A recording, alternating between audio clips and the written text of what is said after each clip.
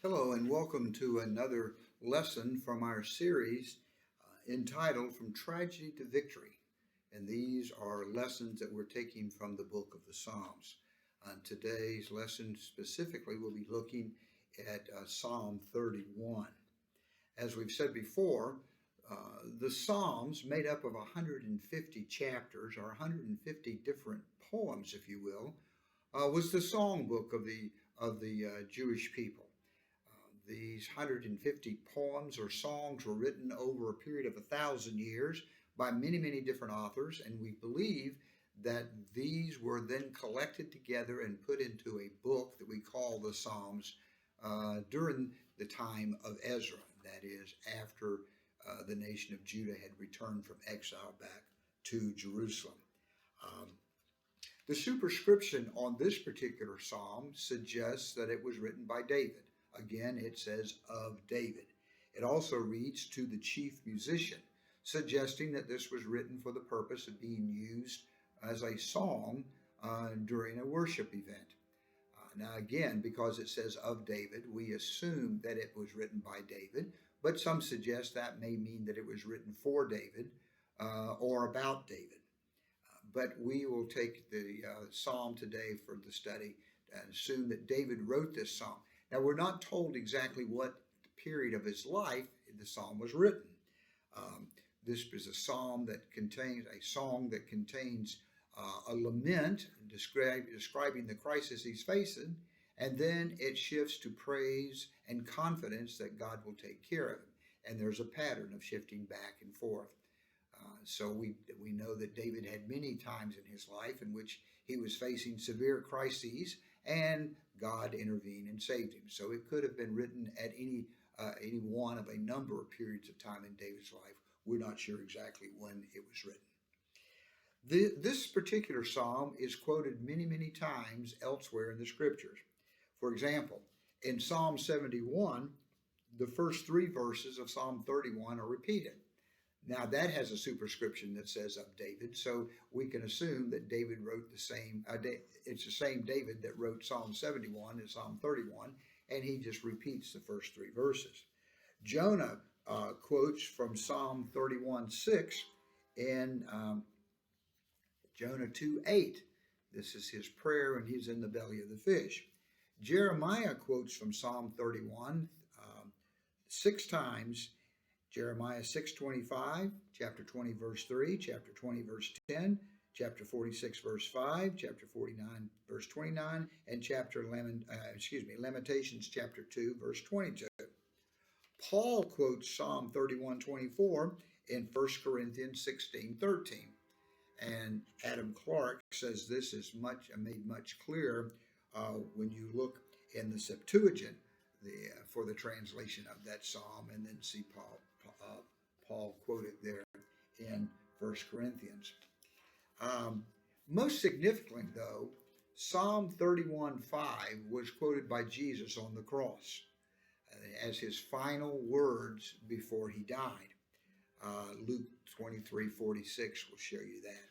Likewise, when Stephen was being stoned to death, he made a referral to Psalms 31:5, and you'll find that referral there in Acts chapter 7, verse 59. In addition to these persons using these words, we're also told by tradition that several of the church fathers quoted from this psalm at the time of their death. Martin Luther, John Knox, and Jerome, just to name a few. As I said, this is a lament intertwined with statements of confidence and trust. Verses 1 through 5, 9 through 13, and 15 through 18 are prayers for help, describing their problems. And then verses 6 through 8, verse 14, and verses 19 through 22, these are statements of trust and confidence. Okay, with that background now, let's look specifically at Psalm 31, and let's look at the first 5 verses. In you, Lord, I've taken refuge. Let me never be put to shame. Deliver me in your righteousness. Turn your ear to me. Come quickly to my rescue. Be my rock of refuge, for a strong fortress to save me. You are my rock and my fortress. For the sake of your name, lead and guide me. Keep me free from the trap that is set before me. You are my refuge. Into your hands I commit my spirit. Deliver me, Lord, my faithful God. In that very first phrase, we need to note the spelling of the word Lord. In you, Lord. Again, because it's in all capitals, we understand this is the English translation of the word Yahweh there. So he is speaking directly to God, to Yahweh, and he says, in you, Yahweh. Now remember, Yahweh is the name of God that was used by the Hebrews when they were referring to the knowable, personable, promise-making, promise-keeping God, the God that called Abraham, the God that made the covenant with Abraham, the God that spoke to Moses in the burning bush, the God that spoke to Moses at Mount Sinai. This is the God that they called Yahweh. Now, they used Elohim in referring to God the Creator, the all-powerful, transcendent God. But the knowable, personable God, the God that has made promises. He made promises to Abraham, he kept them. He made promises to Moses, he kept them. The promise-making, promise-keeping God, that personal God, that's Yahweh. And that's who David is addressing. In you, Yahweh. In you, Yahweh. Now, this same phrase is used in Psalms 7, verse 1, 11, verse 1, Psalm 25, verse 20, Psalm 71, verse 1, and Psalm 141, verse 8. Most of those other psalms have the superscription of David. So this is a favorite phrase of David that he uses over and over and again in many of the psalms.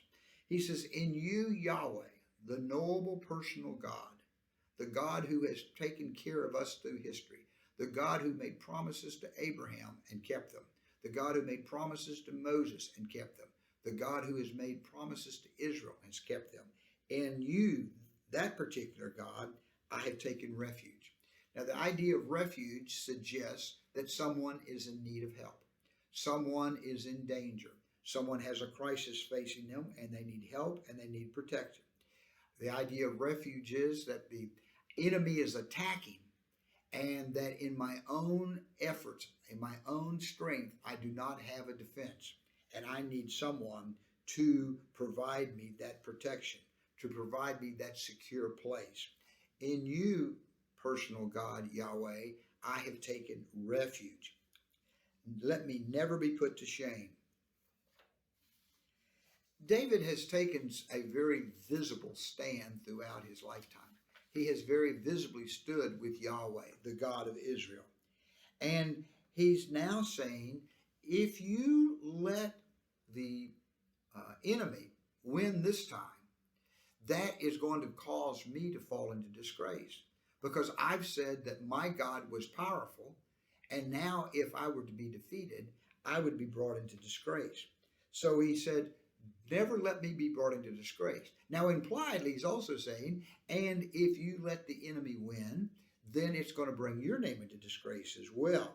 So he's saying, I need your protection. Right now, I'm taking my refuge because I need your protection. If the enemy wins, people will say that Yahweh was not powerful enough. He was not strong enough to protect David. So David is saying, in you, Yahweh, I've taken my refuge. Let me never be put to shame, but rather deliver me in your righteousness. Just as God delivered Israel from Egypt, just as he has taken them into the promised land. That same idea of deliverance or salvation, if you will.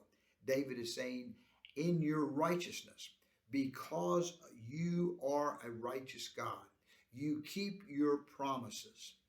Deliver me, deliver me.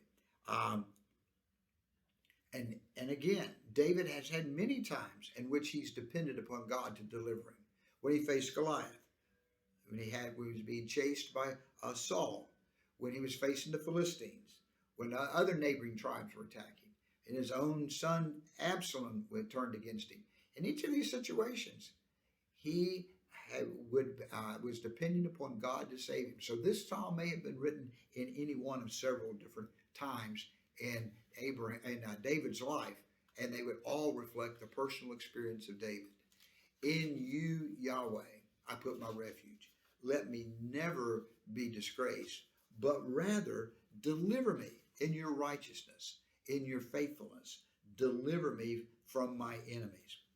And then he describes this deliverance he needs. He says, turn your ear to me.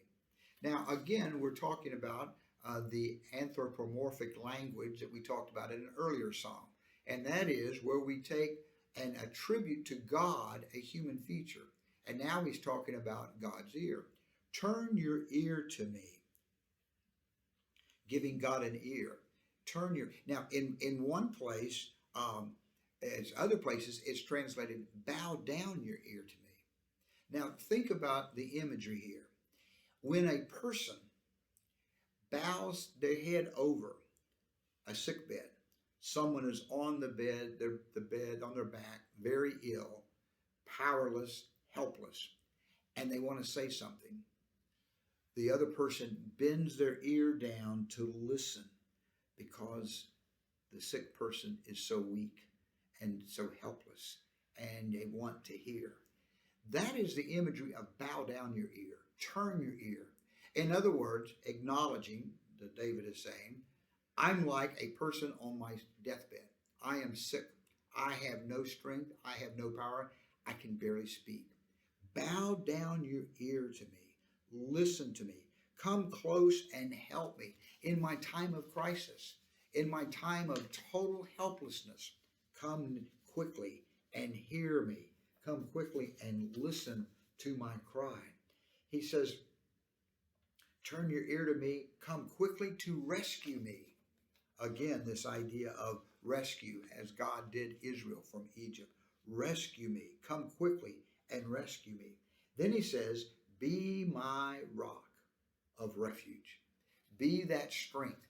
A metaphor here, the idea of a rock being that solid foundation, that strong fortress that he needs. The rock suggests dependability. Be that God that is dependable and will rescue me from my enemy. He says, be my rock, a strong fortress to save me. Since you are my rock and my fortress, for the sake of your name, lead and guide me. For your name's sake, lead me and guide me. Again, if the enemies win, God's name is going to be disgraced. So he says, for your name's sake, show me what I need to do. Lead me and guide me. Now, there's more to this than just a plea for help. In this, David is admittedly saying, I don't have the strength. I don't have the smarts. I don't have the ability. For he says, lead me, guide me, show me what I need to do. This is a very definite statement of humility.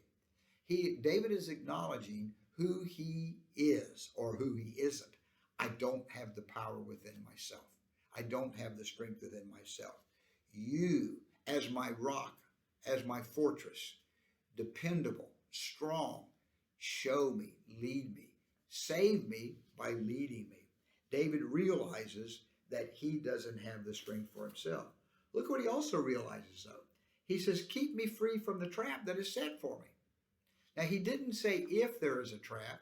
He recognizes in his own strength, he has no ability. So he says, God, please keep me from that trap that's been set for me. Guide me in a way to avoid that trap. Yahweh, keep me from falling into that trap. Rescue me from my enemy.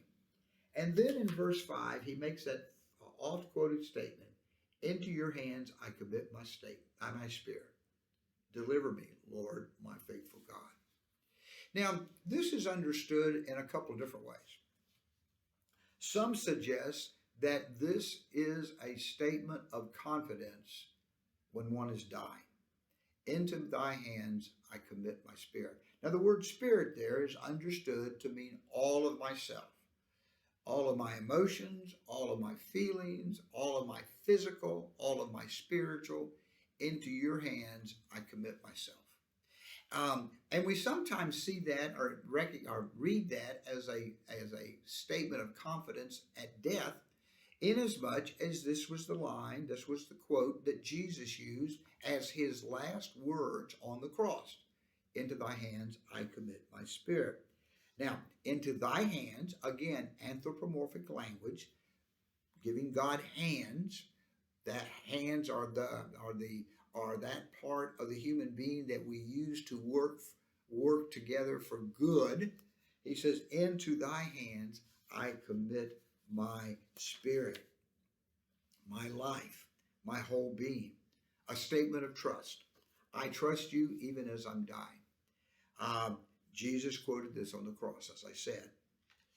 But was this a resignation and a statement of resignation? Okay, I die. I'm committing my spirit into your hands. Or was it more? Even as Jesus used on the cross, yes, he did make that statement just before he gave up his spirit. But think with me about what Jesus had said before the cross. Luke 9:22. And he, Jesus, said, the Son of Man must suffer many things and be rejected by the elders, the chief priests, and the teachers of the law. And he must be killed, and on the third day raised to life. Luke 18:31 through 33. Jesus took the 12 aside and told them, we're going up to Jerusalem, and everything that is written by the prophets about the Son of Man will be fulfilled. He will be delivered over to the Gentiles. They will mock him, insult him, and spit on him. They will flog him and kill him. On the third day, he will rise again. Now, Jesus has told his disciples on more than one occasion, yes, they're going to kill me, but I'll rise again. In other words, they're going to kill me, but that's not the end. So when Jesus is saying, into thy hands I commit my spirit, this is not a resignation, okay, this is the end.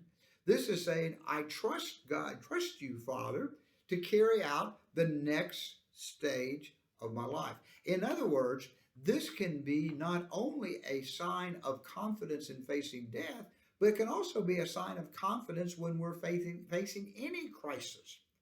I trust you to work all of this out according to your plan. It is a statement of confidence for the living as well as the dying. David has that same confidence, and he says, I'm helpless. Bend your ear down so you can hear me.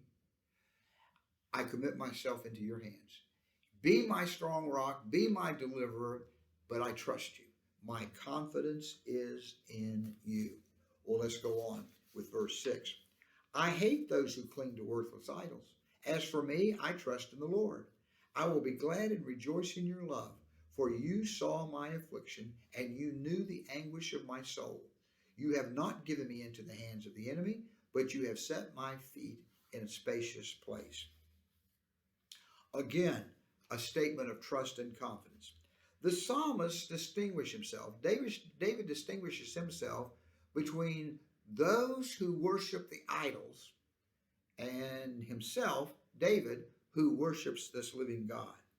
He says, I hate those who cling to worthless idols. Now, hate's a pretty strong word. It's the denunciation of their idolatry, though. He said, I hate those who are all caught up in worshiping these worthless idols.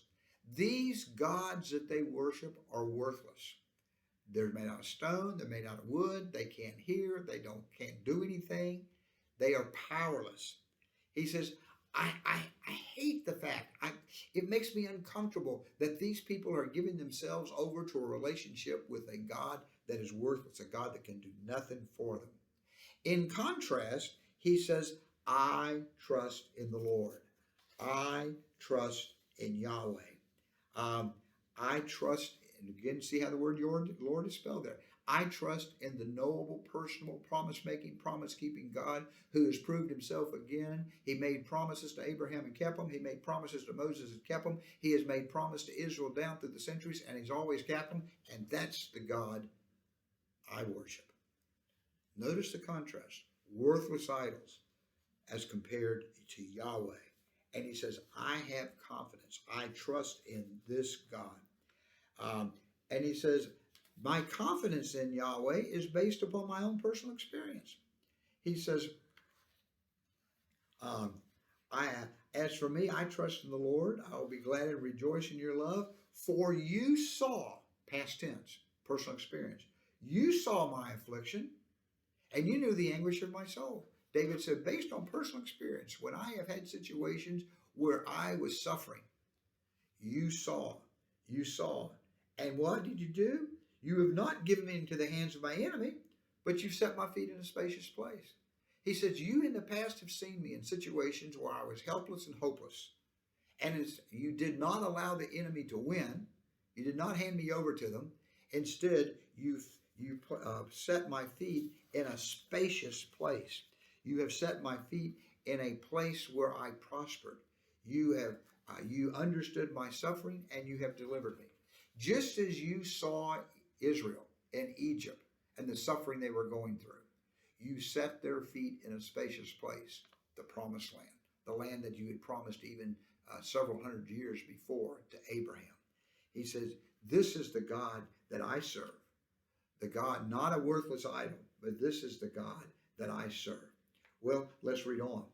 Be merciful to me. Now we've got a prayer again. Be merciful to me, God, Lord, for I am in distress. My eyes grow weak with sorrow, my body and soul and body with grief. My life is consumed by anguish, and my years of groaning, and my years by groaning. My strength fails because of my affliction. My bones grow weak. Now, this may suggest that he is physically ill. It doesn't necessarily suggest that, but it may. It may suggest this was written at a time late in life when he is physically, maybe when he was running from Absalom, when he was physically weak. He talks about suffering, though, and he uses the descriptions, which could mean sickness or could mean age or could be used just symbolically. That is, I'm in distress, my eyes grow weak with sorrow, my soul and my body grow weak with grief. See, this idea of weak with sorrow and weak with grief would not necessarily mean age, but it could mean age. My life is consumed by anguish. Everywhere I look, there's problems going on. My ears are consumed with groaning. It seems like every time I turn around, something else is going wrong. My strength fails because of my affliction. Again, maybe physical illness, maybe age, or maybe just describing the degree of the situation, the stress of the situation. My bones grow weak. I don't have the strength anymore within myself to be able to face this situation. In other words, this is a lament describing the seriousness of the situation in which he is facing. And he responds to that,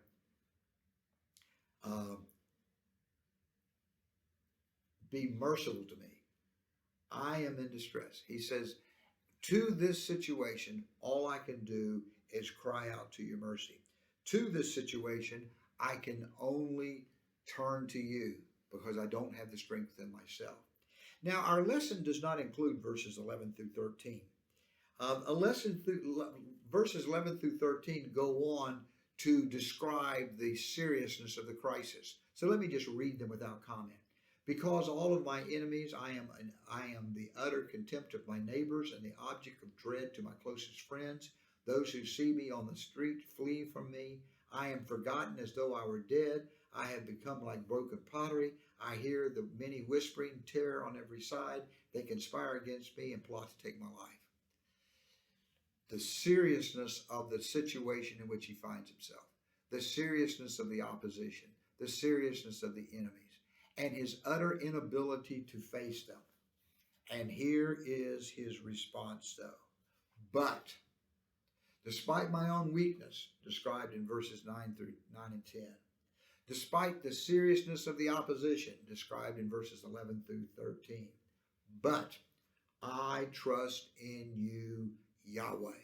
I trust in you, Lord. I say, you are my God. My times are in your hand. Deliver me from the hands of my enemies, from those who pursue me.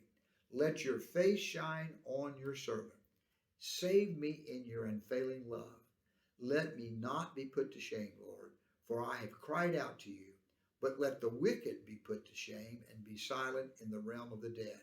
Let their lying lips be silenced, for with pride and contempt they speak arrogantly against the righteous. Despite my inability, my weakness, my own lack of ability to face my situation, and despite of the seriousness of the situation which I'm facing, yet still I turn to you. I trust in you. I trust in you, Lord. You are my God. You are the one that I now turn to. You are my God. I will not allow the circumstances to distract me from my faith in you. You are still my God. Now, notice he says, my times are in your hands. Okay, two thoughts here. Number one, again, an anthropomorphic use language, attributing to God hands. God, I can't do, I trust you to do. My time is in your hands. Secondly, this again sounds like a resignation facing death. My times are in your hands. Like, into your hands I commit my spirit. My times are in your hands. But I'd suggest to you again, this is again a state of confidence and trust for one who is not necessarily about to die, but who is anticipating living. Despite my inability and despite the overwhelming odds against me, I give myself into you. My times are in your hands. I am dependent upon you. I acknowledge who you are and your ability, and I just simply trust you. Deliver me from my enemies who pursue me. Save me. Verse 16, save me. Let your face shine on your servant. Again, an anthropomorphic idea of your face shine. Your attention. Notice who I am and focus your attention on me and my plight. Save me in your unfailing love.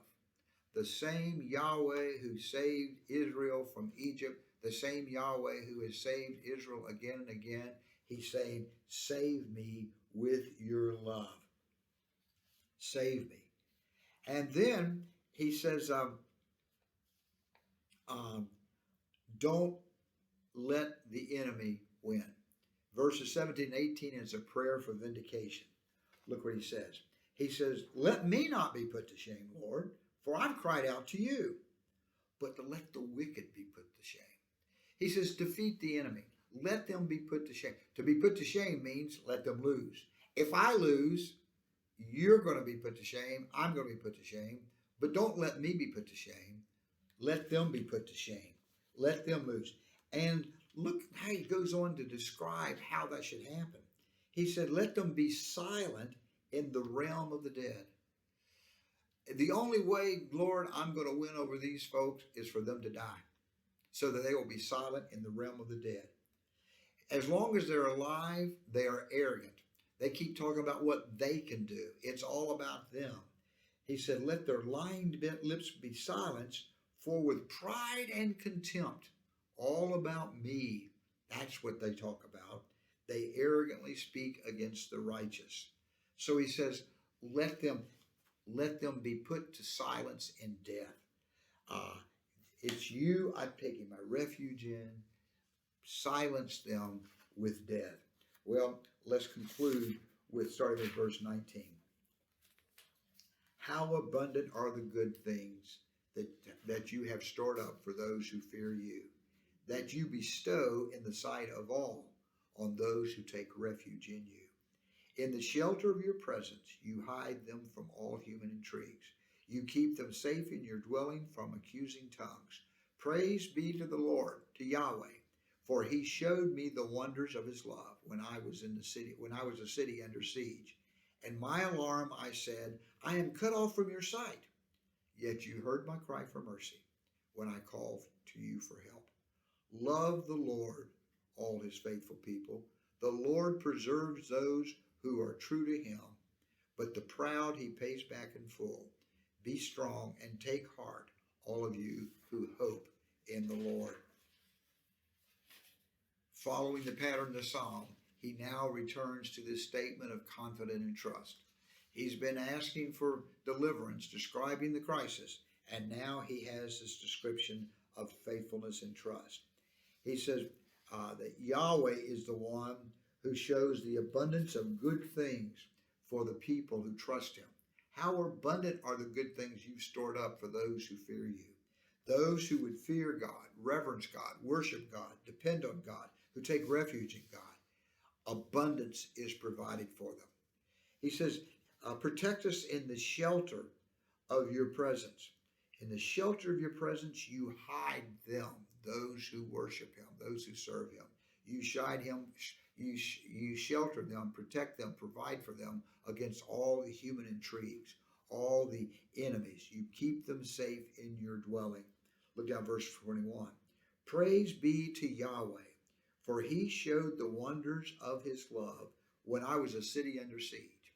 Now, the image of a city under siege is that a city locked inside, completely surrounded by the enemy.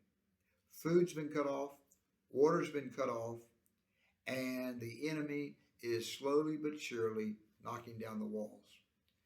Inside, you are helpless and hopeless. You are at the mercy of those who attack you. And that's the imagery of the city under siege. He said, in the shelter of your presence, you hide them from human intrigues. You keep them safe from the accusing tongues. Praise be to the Lord, for he showed me the wonders of his love, his provision, his protection, his deliverance, when I was a city under siege, when I was helpless, hopeless, with no defense of my own. He showed me the wonders of his love. In my alarm, when it looked like I was helpless and hopeless, I cried. I said, I'm cut off from your sight.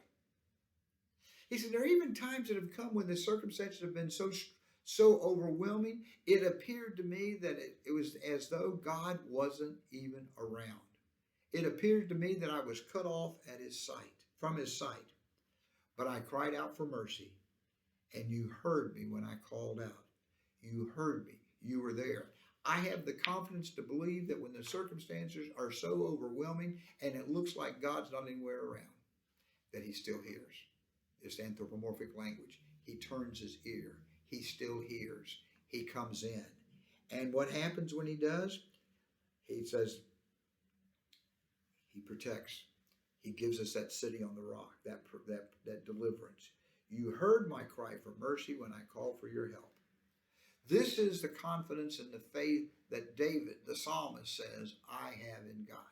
This is the confidence David says, I have been in these experiences where things have been just this desperate, and I've experienced the deliverance of God. I've deliverance to shelter in his presence. I have found him to be faithful. Having recited that, recounted those experiences, and expressing that faith, he now turns in these last couple of verses to give instructions to the worshipers. Now see, they're singing this as a song of worship. And they've been singing, and David's been recounting for them. And as they've been singing, they've been hearing the faithfulness of God. And now David instructs those who are worshiping. And what does he say to them? He says, love the Lord, all you faithful people, all his faithful people. Why? Because the Lord preserves those who are true to him. The proud he pays back in full. He takes care of the enemy. He silences them in death. But for those who love him, the Lord preserves, he rescues, he protects, he provides. And with that confidence, David then gives this admonition. Be strong, take heart, all you who hope in the Lord. Yes, in the face of death, into thy hands I commit my spirit. My times are in your hands. But those are also expressions for the living. Even when it looks like it's all over, I can trust him. Even when it looks like he's not around, I am confident he hears my cry. And I am confident to simply trust his plan for him to work it out. So into his hands I commit my life. I commit my spirit. And my whole life, my times are in his hands.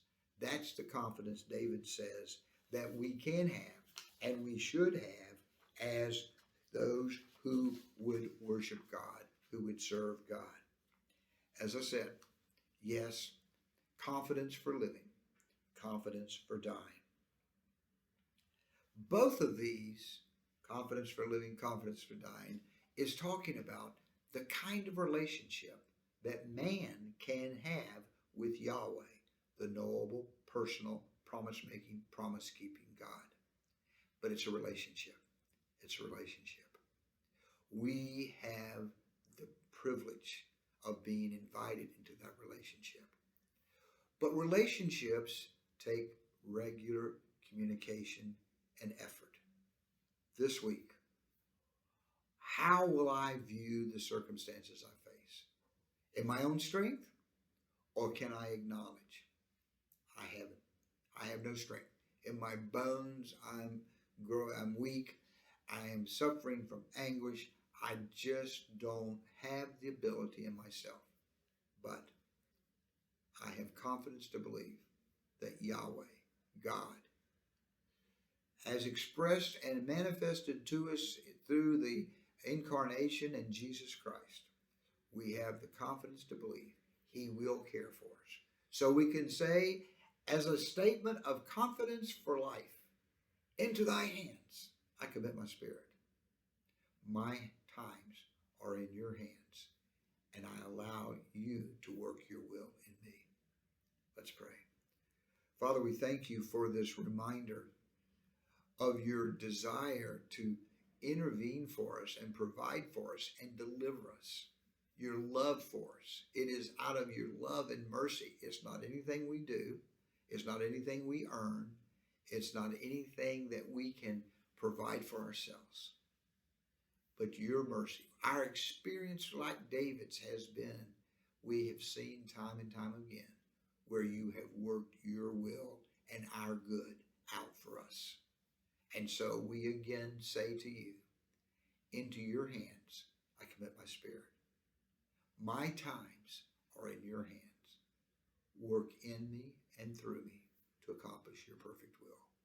For it's in the name of even Jesus the Christ, who came and calls us. It's in his name that we pray. Amen. Thank you.